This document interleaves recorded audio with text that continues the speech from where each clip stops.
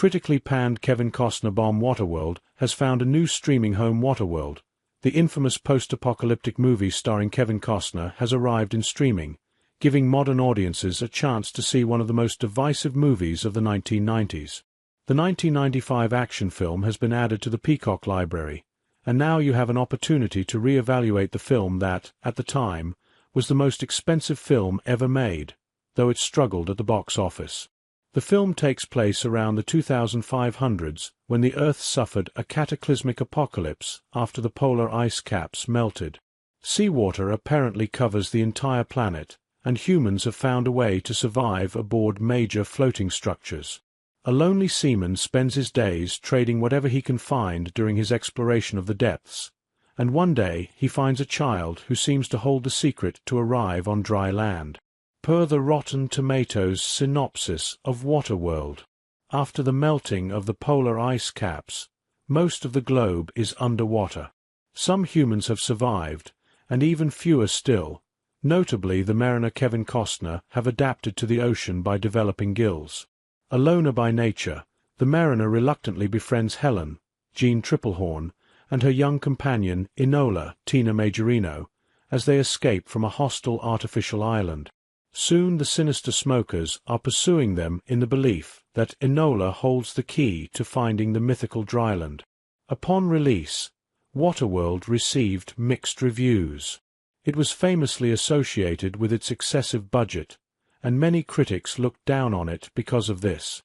Today, it has a rotten score of 45% on Rotten Tomatoes, with the audience score sitting at 44%. Other titles added to Peacock's library include The Fate of the Furious, Forrest Gump, Talladega Nights, The Ballad of Ricky Bobby, and War of the Worlds. Waterworld is one of the most infamous box office bombs of all time. Numbers vary, but its budget has been reported as close to $235 million after marketing and distribution costs.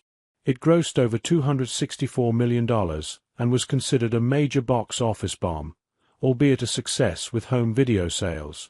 For comparison, Titanic, the highest-grossing movie of the 90s, had a $200 production budget.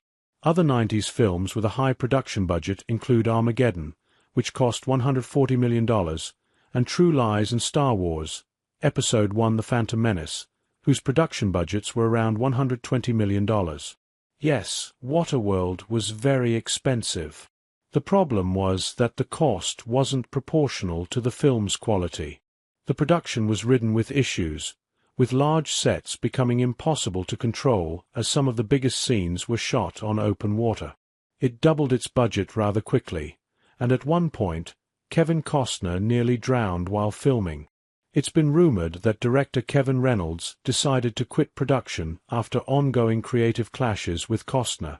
These issues resulted in a film that, yes, feels inconsistent throughout, but isn't nearly as bad as critics said it was back then. It should be re-evaluated just for the sake of experiencing an ambitious movie before the advent of modern CG, elaborate special effects, and more comfortable production sets. Its story is actually very interesting, even if it borrows from Mad Max and other genre staples.